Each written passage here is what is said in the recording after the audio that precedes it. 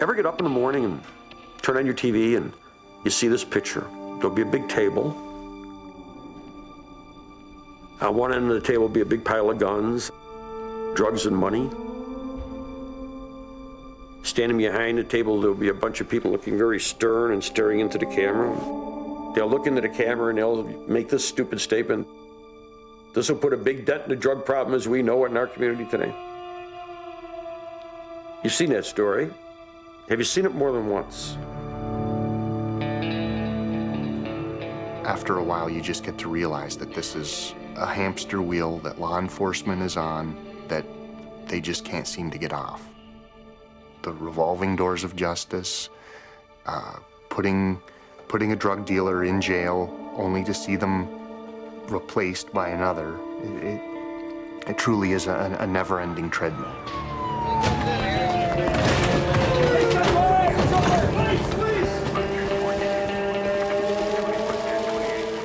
The drug enforcement industry is so massive, now has such a deep history in the fabric of society, that there rarely is an opportunity for people engaged in waging this war to stop and reflect about the most fundamental of all questions, and that is, should we be doing this?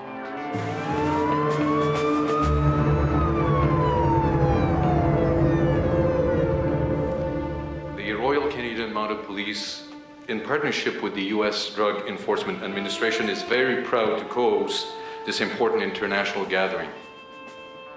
Drug enforcement officials from 88 countries are gathered to strategize and share intelligence in the international war on drugs.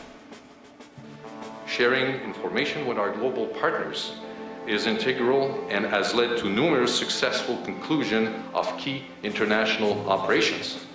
We all have one common goal, is to combat the evil of international drug trades. Billions of dollars have been spent on this crusade, and there is no victory in sight. The war is waged on many fronts, on city streets, in the fields of Afghanistan, in the jungles of Colombia, and in countries all over the world. Leading the attack is the American Drug Enforcement Administration, or DEA.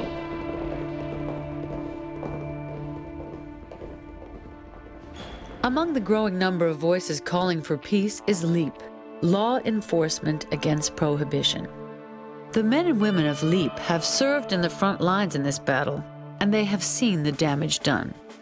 Although they are risking their reputations, and in some cases their careers, they feel compelled to speak out as conscientious objectors to the war on drugs.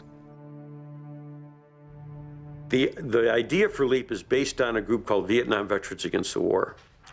And why it's based on them is this. That was one group of people who spoke out against the Vietnam War, who, whether you agreed with them or not on their conclusion, you could not dismiss them for not knowing what they were talking about. We all have different attitudes within LEAP about how the regulated and controlled marketplace should be. What we come together at in LEAP is on the fact that prohibition has to end.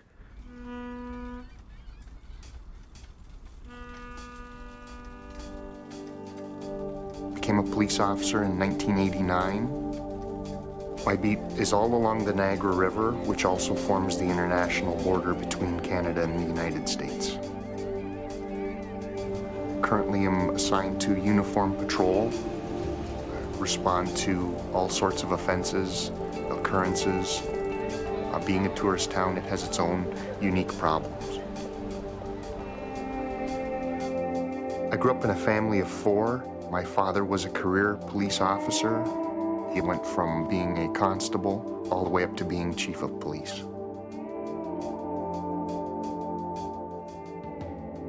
Even as a young man, I knew that there was something strange about the way we approached narcotics. I had a very close family member be arrested. I was very young at the time, and I had asked my mother, what is this all about? And she explained to me that that person had been arrested for importing the resin of a plant. And that didn't seem to make a lot of sense to me. And it still doesn't make any sense to me. Throughout my career, I've seen nothing that would lead me to believe that our current approaches to narcotics work. In fact, they're making things worse. I think there's a great number of officers who do feel as I do. For a combination of reasons, they don't wish to speak out. I have no aspirations on promotion or advancement. The views I express are my own, and they don't reflect those of my employer. Drug calls do take a lower priority in my personal level of response. There have been times where I've had to choose between certain calls and drug calls, and I've said I'm not going to that drug call.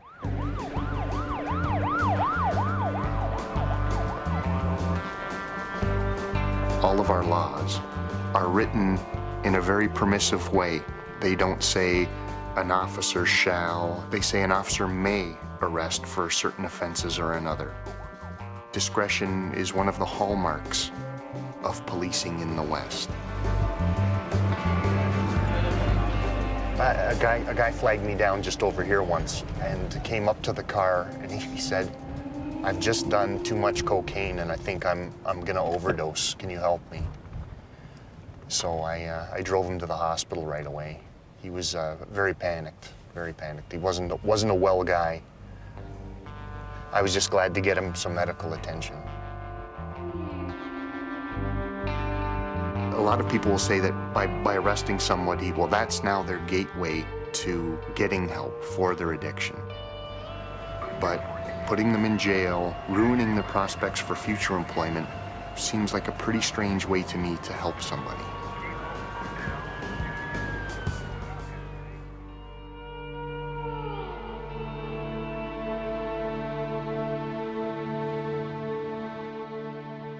I'm the former police chief for the city of Seattle. I served in that capacity for 6 years. Before that, I served for 28 years in the San Diego Police Department. I do trace my own observations about the drug war to an arrest that I made when I'd been a cop for about 2 years. And I had a 19-year-old in the backseat of my police car, handcuffed. I had arrested him for being in possession of marijuana. This was in his own home, I should say his parents' home. I kicked down the door, which I was legally justified in doing in those days, and I arrested him for the mere possession of a small quantity of marijuana, most of which he had tried to flush down the toilet. And on the way to jail, he's sitting in the backseat of my caged police car saying things like, "Oh, wow." I mean, he's stoned. He's talking about the cage, and he is asking me if I got any Fritos or any Cheetos. I mean, it was that experience. And I'm thinking, what the hell am I doing? I could be doing police work. It's inconceivable that we will have a drug-free America. Everywhere in the world, there is evidence of people ingesting various substances that produce mind or mood-altering effects. That's always been, that is today, and that always will be. It's not going away.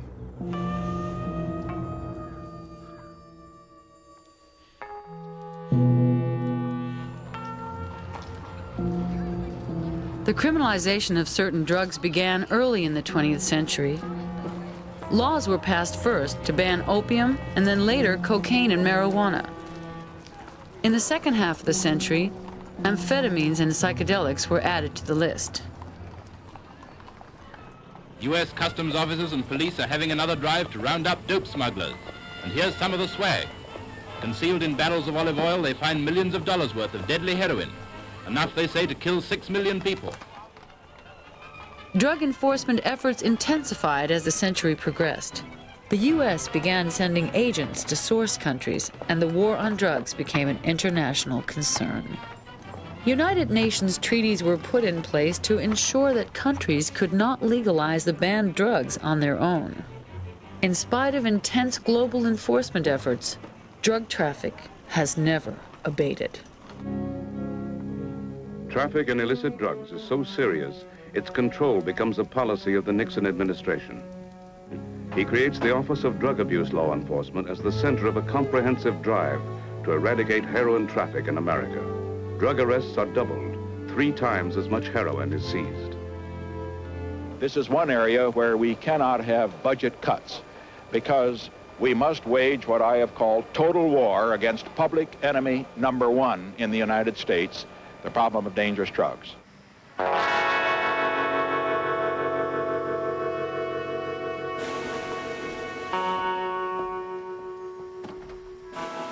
I'm a retired federal officer. In my 32 years, better than 20 of it was spent working in narcotics.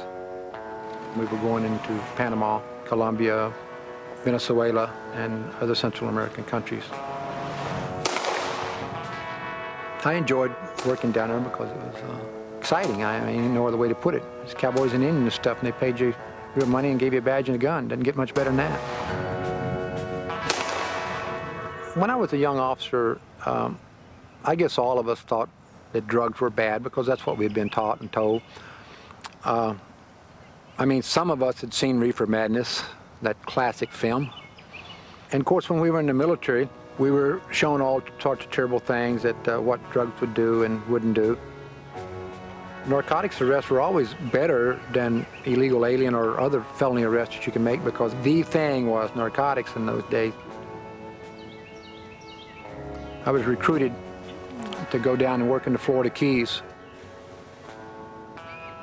driving a $100,000 boat in the middle of the night, chasing a load of, at that time it was mostly marijuana. Then I went over and joined the Air Marine Division. But this time cocaine was really big. It was just coming out of there, and 727, DC-3, just plane loads of narcotics were flying out of Colombia into Mexico. We started working more and more in South America, going to the source country stuff.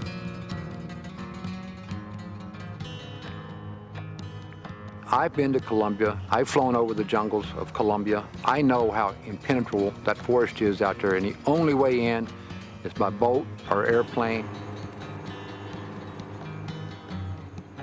For those that aren't aware, you can take the entire state of Texas and place it inside the country of Colombia. That's huge. Next door is Brazil. You can take the entire United States and put it in the country of Brazil. Think about it. You're looking to spray a cocaine field in Texas. Find it. Spray it. Because there's another 5 million acres out there that you didn't see that day. Yes, you are reporting progress in your spraying programs in Colombia, and you have made progress in the areas that you're spraying in. But I would also point out that when you're spraying in one area, they're cultivating new fields and are producing higher quality crops in other fields. They've got some good farmers down there that are making good progress.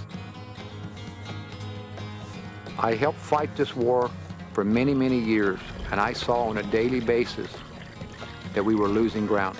Drugs are cheap. They're easily available. Each year we would seize or assist in seizing megaton loads of cocaine, and it was making absolutely no difference.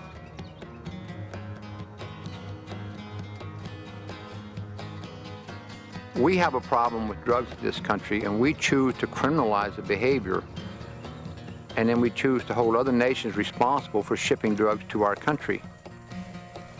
Well, it's supply and demand. It's been that way since time began. If you have a demand, someone will find a way to supply it.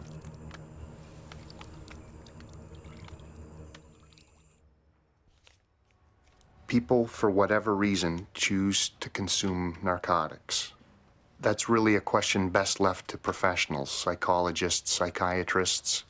It's something not best left to police officers. We're dealing with economics here, a marketplace, consumers, producers. Prohibition doesn't work because you're dealing with consumer goods which are wanted by a large segment of society. It's exactly similar to the prohibition of alcohol, which both Canada and the United States experimented with in the 1920s and the 30s. Prohibition became law, and contraband liquor, diluted by a nation's tears, flowed down the drain. Soon, Chicago, heart of the bootleg industry, had over 10,000 speakeasies. Protecting 125 million Americans from the evils of liquor were 1,500 ill-paid prohibition agents, constantly tempted by graft. Flashbulbs almost obliterate the figure of Al Capone, who had himself obliterated so many others. When you talk about prohibition, the images that spring into people's minds are of old Model T Fords with gangsters smoking cigars with a machine gun, rat-tat-tat-tat-tat-tat. The second thing that they always think about, too, is that, well, it never worked.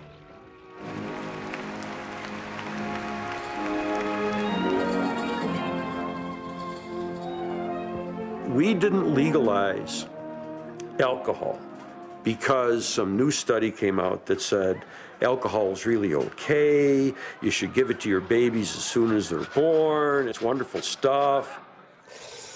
We legalized alcohol because it only took us 13 years to learn the lesson. And the lesson was alcohol did not create Al Capone. Prohibition of alcohol created Al Capone and the gangsters that roamed our streets.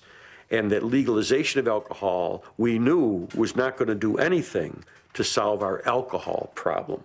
But legalization of alcohol put a huge dent in our crime and violence problem as we knew it. We ended Prohibition in '33. By 1937, the homicide rate was back down to what it was before Prohibition started. And one other thing, everybody didn't become a drunk in 1934.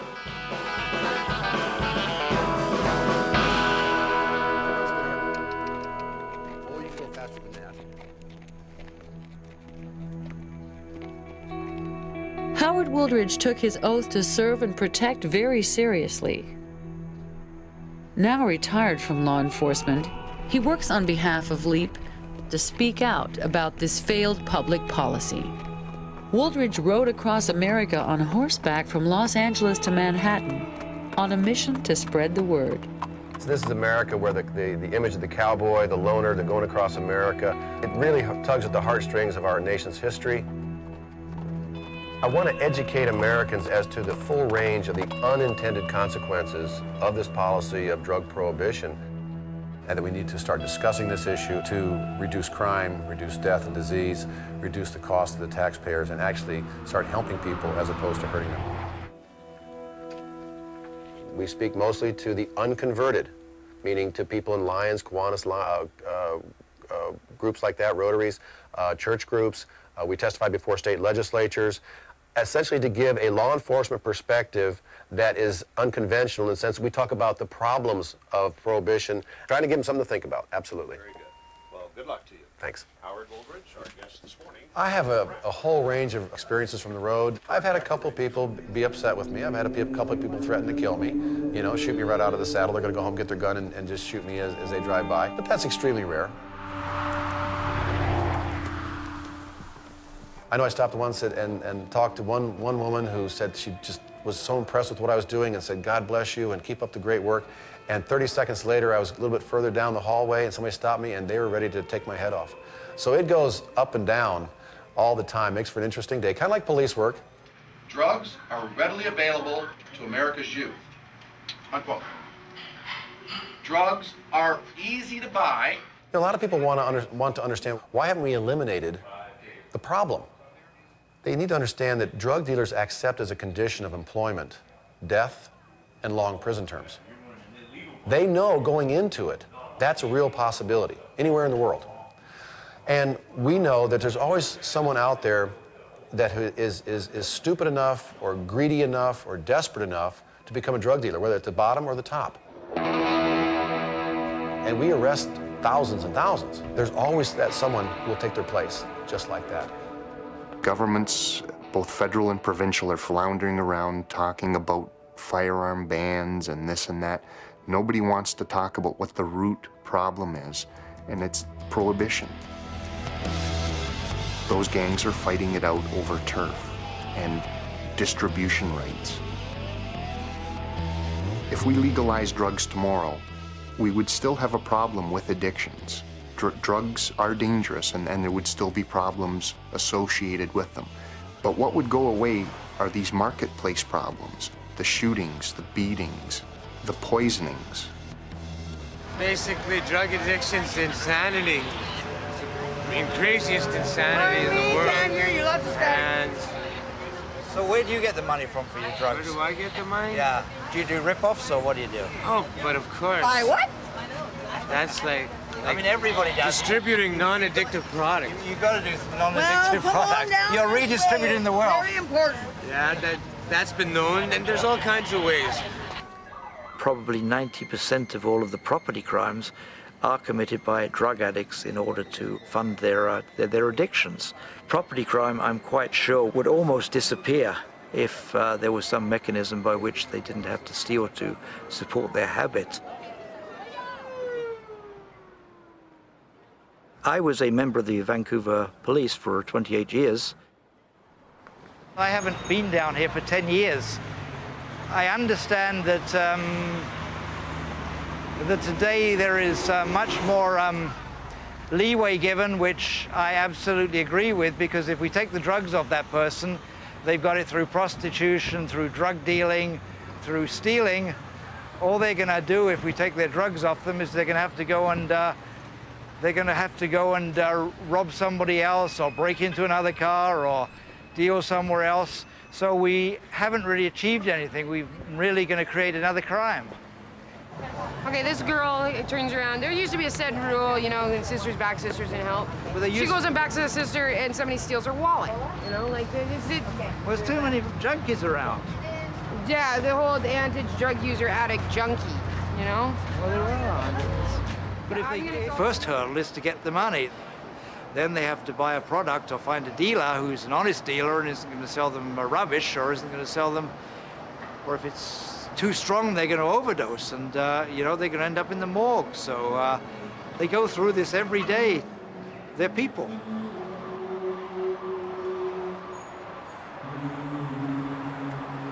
And the biggie which really concerns me is the guys up top, the big suppliers, are making a fortune out of this. It was the involvement of the gangs in drugs, and in fact it seemed to us that we were just handing the gangs millions and millions of dollars. We can give the drug industry to three groups of people. We can give it to private enterprise, we can give it to the government, or we can give it to the criminals. And we've made the worst choice. We've given it to the criminals.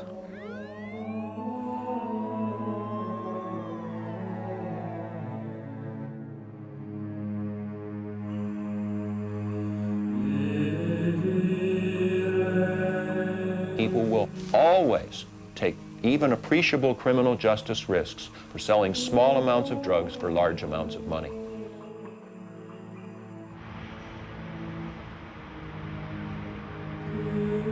We have a zero tolerance here, a more radical approach, really, than any other westernized democracy.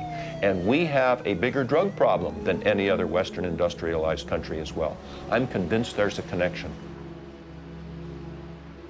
My name is Judge Jim Gray. I'm a judge at the Superior Court in Orange County, California, and I've been a trial judge now for more than 21 years. Before that, I was a federal prosecutor in the United States Attorney's Office in Los Angeles, and before that, a Navy JAG attorney, criminal defense attorney in the Navy. I'm a former drug warrior. I held the record for the largest drug prosecution in the Central District of California in Los Angeles. Back then in 1978, it was 75 kilos of heroin, 160 pounds. That was and is a lot of heroin. You have any concept of what the record drug prosecution is today in the Central District of California? 18 tons of cocaine in one transaction. So you can tell what all of this rigorous prosecution has done. I'm a conservative judge in a conservative county. I have never used any form of illicit drugs. I am not a public defender wearing a beard from Berkeley. So people have to listen to my message. The costs on the court system as to drug prohibition are unbelievable. About 80% of all felony crime we have in Los Angeles and Orange County are drug-related crime. Possession with intent to sell, conspiracies to sell, the violence involved with your trying to protect your fiefdom against my coming in on it. the burglaries, the prostitution, things that people do to get the money to pay for these drugs. Then we have sentencing for drug paraphernalia. That is to say, if you are a heroin addict, it is illegal for you to possess a hypodermic needle and syringe. It's easier for these people to get the drug themselves than it is the clean needle. What you need to do with regard to the criminal justice system is to hold people accountable for what they do, hold them accountable for their actions, instead of what they put into their bodies. If you or I drive a motor vehicle impaired by any of these drugs, methamphetamine, cocaine, alcohol, whatever, that's a crime. Criminal justice system should be involved. Why? Because now their actions are putting our safety at risk, and that's the difference. But in my view, the law has no more ability or appropriateness to decide what you or anyone else puts into their bodies. If anything, that's a medical issue, and eventually we will come to our senses and get out of this entire medical area.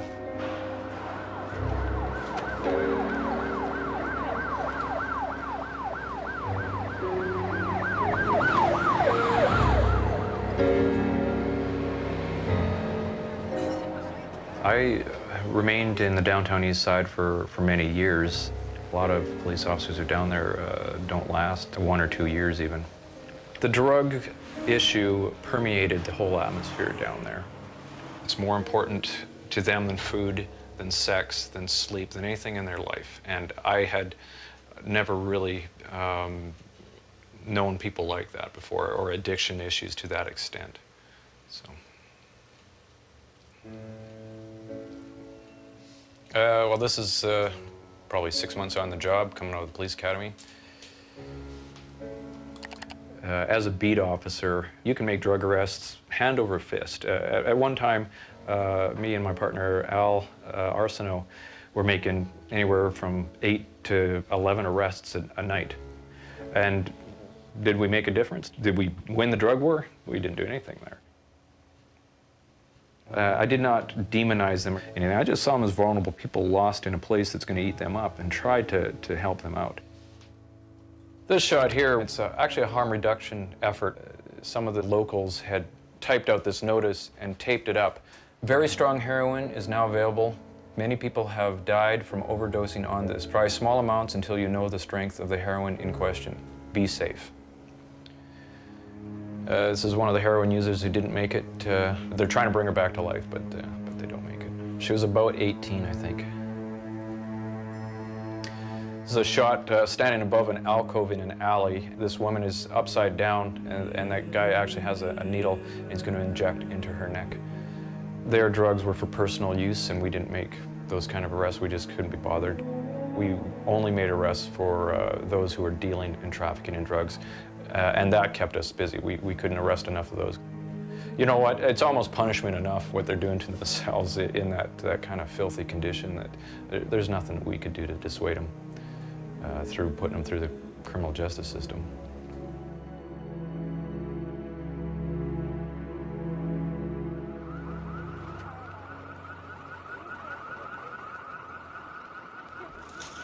Still smiling. Always. Did you get that sliver out of your hand? God, you keep walking with that syringe, you're going to jam it right through it. From my point of view, the user on the street is simply suffering from a medical illness. He's addicted. The police are involved because it's a law and they enforce the law. In the 70s, you know, if you pop somebody for, say, a pound of heroin, 2 pounds of heroin, I mean, this place would go crazy. You know, it would dry right up. I mean, they've taken 40, 50 keys of it off. Don't even miss a beat. In fact, in the 90s, they took off 30 keys and the death toll went up. I don't know why, but I mean, that's just that. In the old days, this place would be scratching. You could drive down to Oppenheimer Park and there'd be addicts just in terrible withdrawal. But there's so much of it. There's a glut of it. That's why, you know, it's cheap, easy to get a hold of. Contrary to all of the, you know, the UN stats and that. I mean, you know, the fact of the matter is Afghanistan is growing leaps and bounds. And, you know, we don't see any, I've never seen any drop here. Larry Campbell was a steelworker from Brantford, Ontario. At 21, he joined the Royal Canadian Mounted Police. The Mounties assigned him to British Columbia, where he worked on the drug squad in the Vancouver area for 8 years.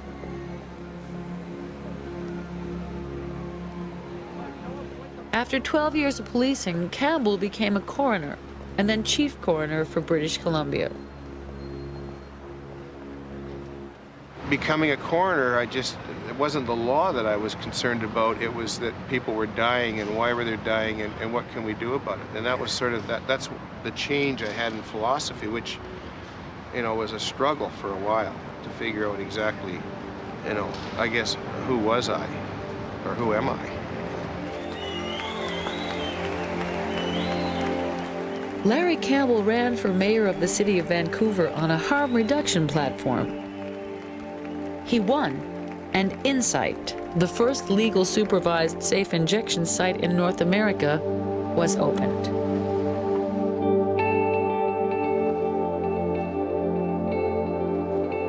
Excuse me, I'm talking to the ex-mayor of Vancouver. Hi, how are you? Good to see you. What are you up to? You behaving yourself? Huh? Oh, look at, I tried. Oh, Jesus. Did you go have it looked at?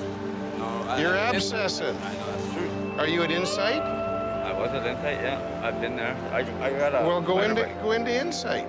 Do you want to have nothing left of the arm? Because that's too big.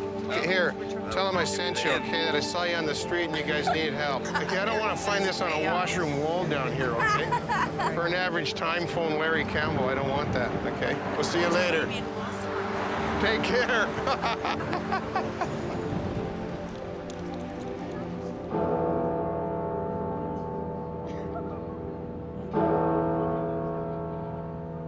Larry Campbell's life was the inspiration for the hit TV series Da Vinci's Inquest. In 2005, he was appointed to the Senate of Canada. Let's legalize marijuana. Let's just legalize it, okay? It's $7 billion in British Columbia. Let's legalize it. Let's tax the hell out of it. And let's take all that money and put it into healthcare. Straight in, not into general revenue, straight into healthcare. Let's make cocaine and heroin available for prescription use on a doctor's orders. We can work our way out of this. I mean, we can help the people who are addicted. We can prevent people from getting into it by telling them the truth. We can supply on-demand treatment, and we can supply harm reduction just to keep them alive until they're ready to go into that. We came pre-mixed. Normally I would give you the flat pouring it in, but I had to buy it like this. Okay. You could put a bucket of heroin and a bucket of cocaine on every street corner, and still only a certain amount of the population would touch it. Why make it a criminal act? Put people in jail. You're creating work. That's what I think. We imply that every crack user is an addict, every heroin user is an addict. Now, we know economically that's absurd, because we know that if you're a multi-billion-dollar heroin industry, you ain't making multi-billion dollars by selling to addicts. There just isn't enough of them and enough money. You need a huge amount of non-addicted users of these drugs in order to keep your business going. If you want to look at the statistics before the Harrison Drug Act in 1914, we had 1.3 or 1.4% of the population addicted to drugs, and the consensus was we can't have that. This is bad. We got to do something about that. That's too many people. Well, today, 1.3 to 1.4% of the people are addicted to drugs. So we haven't changed the addiction rate over all these years. And that's that. Now, I concede that the population has increased, so the numbers have increased, but percentage-wise, it's the same as it was before we passed all these laws against it.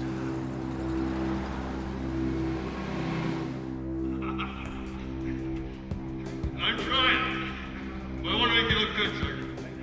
There is collateral damage for those we ask to fight this war. There's no question in my mind that enforcing drug laws has created incredible levels of tension between the community and the police. It has damaged the reputation of a law enforcement agency. It's damaged the relationship. Narcotics enforcement puts cops in an untenable situation. They're enforcing laws that, in many cases, they don't believe in.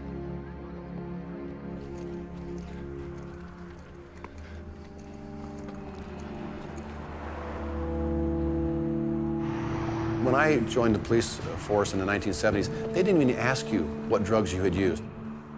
They expected essentially every police candidate to have smoked marijuana, for example, and possibly done other drugs. It was not even brought up during the interviews. I stopped before I went to the police academy. Police departments know if they stopped hiring people because of past illegal drug use, you would have essentially nobody signing up to be a police officer. But we don't make the laws, we enforce them. There is a growing resentment towards law enforcement, especially in regards to cannabis. When you do have large numbers of the community that are consumers of cannabis, they have a secret. We're supposed to be friendly protectors, not the people that you keep secrets from, unless you have something to hide. And simple possession and use of cannabis isn't, in my opinion, something that should be hidden. Our drug laws have affected the public's view of the police, and in a negative fashion.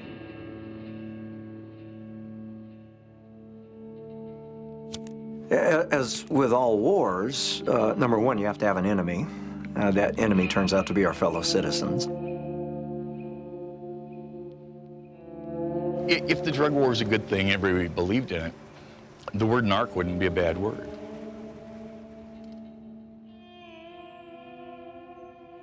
I spent about 15 years in law enforcement, 3 years working in uniform, and about 12 years undercover for various agencies. When you see drug guys on TV, there are usually a couple of them. They go out and they take an informant or something out and they go do a buy. They have some surveillance case. We actually went out and spent 6 months to a year and infiltrated towns. And so you're into the undercover, 24 hours a day, 7 days a week. It's the psychology of war, and once you make the enemy evil enough, it's okay to use any means to destroy that enemy. The drug dealer that the media portrays is some guy standing on a street corner selling little kids. In truth, the drug dealer is one of your friends or neighbors who knows 5 or 6 other people that smoke pot or whatever, and they gather some money together and give to him, and he knows a friend who can get some. And that is the reality of a drug dealer. Undercover is just dirty, nasty business. I mean, you get to know people, their kids, their family, and then you have to go back and destroy that family. It's a tough thing to do.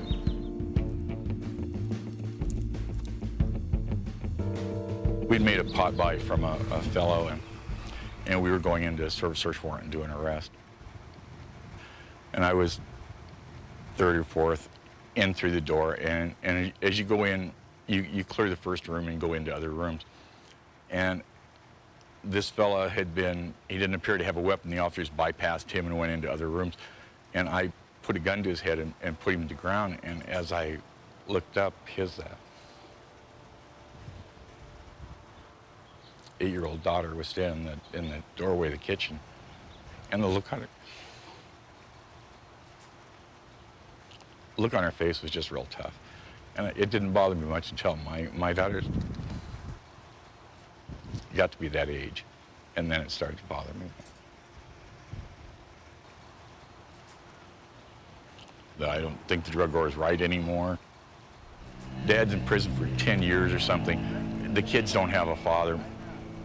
I know families that have just been destroyed.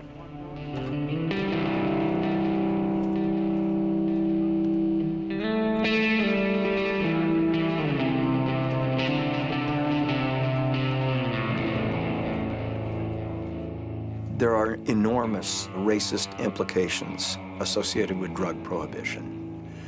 There are conspiracy theorists, for lack of a better term, who believe that when Nixon declared war on drugs, he was purposely declaring war on the black community. Whether that was his intent or not, that has been the effect. Drug offenses are certainly not confined to the black community, and in fact, there's every reason to believe that drug use is higher among whites than it is among blacks. We like to gnash our teeth over the breakup of the African-American family. That's been a sort of a recurring theme among politicians and social scientists for decades. And yet we don't stop to think that we're putting those people in jail on the order of 7 to 8 times higher than we'll find among the white community for non-violent drug offenses.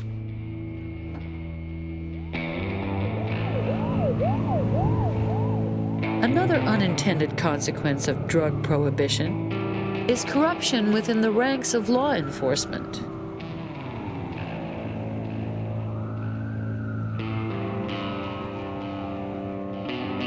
We want our police officers to be pure and respectable, and I think most of them are, but prohibition dangles some pretty large carrots in front of them, and naturally there will be some who are suckers for the bait.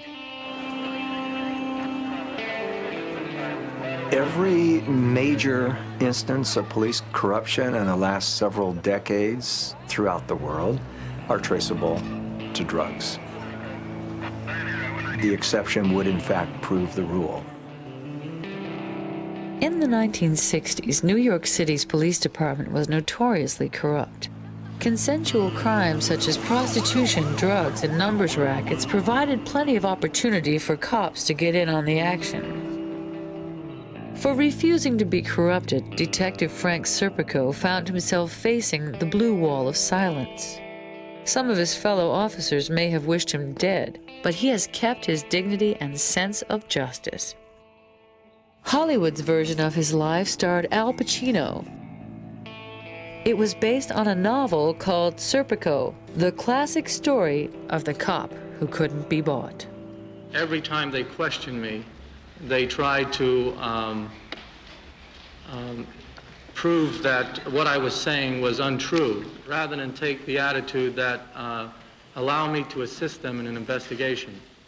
I hope that police officers in the future will not experience the same frustration and anxiety that I was subjected to for the past 5 years at the hands of my superiors because of my attempt to report corruption. People say my name is known all over the world. For Detective Serpico. And for what? What did I do? I did my job the way it was meant to be done. I'm Frank Serpico. I'm a former New York City police detective. I was shot in the line of duty. I was left on the ground to bleed to death. My so-called partners did not call for a backup. You know, I had guys say to me, you know, Frank, the day you testified before the Knapp Commission was a dark day for every policeman in New York City. And I said, he says, I was afraid to go home and face my wife and children. I said, really? Why? What did you do wrong? He said, nothing. I said, why didn't you come and support me? And he said, what, and be an outcast like you? The sad thing is there's a fraternity and guys join the fraternity and forget the oath that they took was not to the police department, but the people that they serve. And when you see a cop, you should feel protected. You shouldn't feel threatened. I think prohibition is causing the public to lose their respect because they're enforcing laws that basically aren't hurting anybody. I think we have to stop the hypocrisy. If you're a CEO on Park Avenue, you can dial a phone and the next thing some guy will be in front of you in a 3-piece suit and an attaché case and he'll open it up and you have your drug of choice. But the guy in the street who wants to take the edge off, you don't have to go there and get the little guy. If you want to make an arrest, go after the guys that are making the profit. And they might be surprised where that road takes them.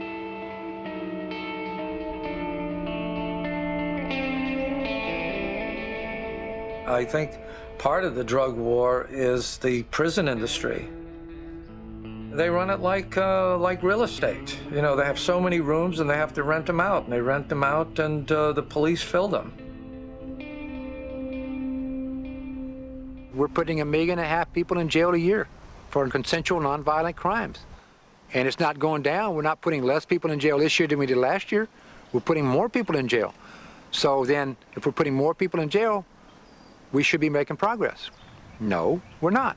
We should be putting less people in jail if we're winning, because then we would put all the bad guys in jail and one being left, and now we should be losing. But we're not, because when you put a drug dealer in jail, you don't take someone out of the matrix. You create a job opening. In the States, they have more people in jail than any other country in the world. We're asked to take our moral compass from people who dealt with Noriega, who had the Contra scandal where they were trading drugs for guns. I mean, you know, come on.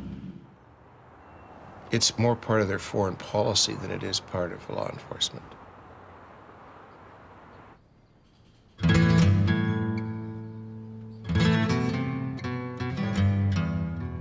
My whole adult life, I've always wanted to be in law enforcement because I'm trying to follow my father's footsteps.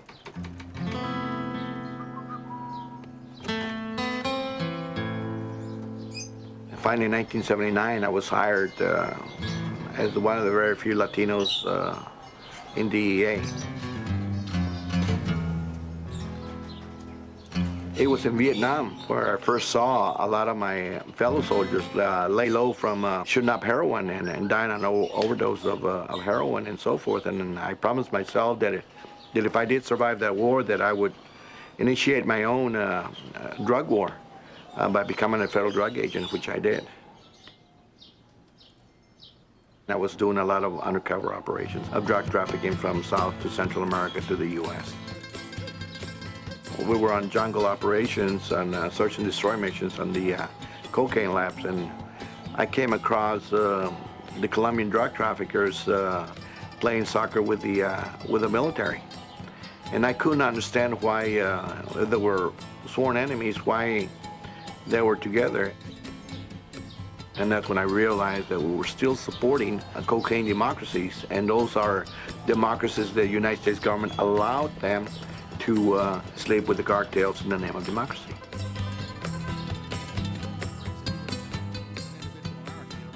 Iran-Contra was the sales of missiles to Iran. Lieutenant Colonel Oliver North sold missiles to Iran, which was a very illegal act, and turned around and used those funds allegedly to help the Contras in Nicaragua, which was the opposing party to the Sandinistas, and of course the U.S. government was supporting the Contras. My role, I had people working for me at the Ilopango Airport in El Salvador. Oliver North worked at Ilopango Airport. That's when my camera went into full speed. I started taking pictures of everything. I had gathered intelligence that the Contras were heavily involved in drug trafficking. We transported the drugs from Central and South America to the U.S., and in return flights, they brought weapons for the Contras. I gathered intelligence on it, reported to Washington, and basically most of my reports went into what was known as the black hole. And of course, at the end of the day, we realized that the Contras were heavily involved in drug trafficking with the CIA, and certainly very much involved in atrocities of killing of a lot of innocent people in Nicaragua. They took my dream away. I strongly believed that I put my life on the line, that I would make a difference. And obviously that was not what it was all about, and I realized that we were the bad guys. America is more addicted to drug money than they are to drugs. It's all about the money. We want the war to go on and on and on because it's to someone's benefit. The United Nations Office of Drugs and Crime estimates that the retail global illicit drug market is valued at $322 billion. That's higher than the gross domestic product of 88% of the countries in the world. Intelligence, intelligence, intelligence. It is all about that. If we are really to have the kind of impact that we're here to deliver to the world's greatest evil organizations.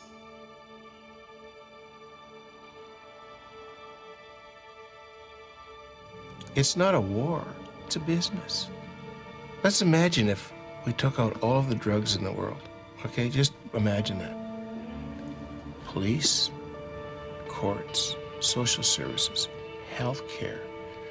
It just goes on and on. It touches every segment of our society. All lawyers, judges. I mean, what would we do with all of these people? Gee, we might actually get community policing. We might actually start taking a look at how we deal with healthcare problems.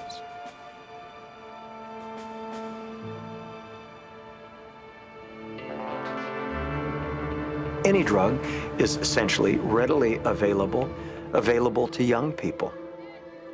If by regulating the drug, we could control its distribution, control its costs, control its quality, shift resources from enforcement of drug possession, or drug sales for that matter, to the prevention, the enlightenment, the education of our citizenry, and to treatment to those who need the treatment. That's just a much smarter way to go. People generally think that if drugs were legalized, that there would be drugs everywhere. Of course, there already is drugs everywhere. My son got stopped. They found a roach in the ashtray. He was arrested. It's come home to me. The drug war has now hit me. My son just graduated from a pharmacy technician. If he's convicted, he could never work as a pharmacist or as a technician. Never been in trouble before, ever. And in 1 month, his life has been destroyed. I mean, is this what the war on drugs is all about?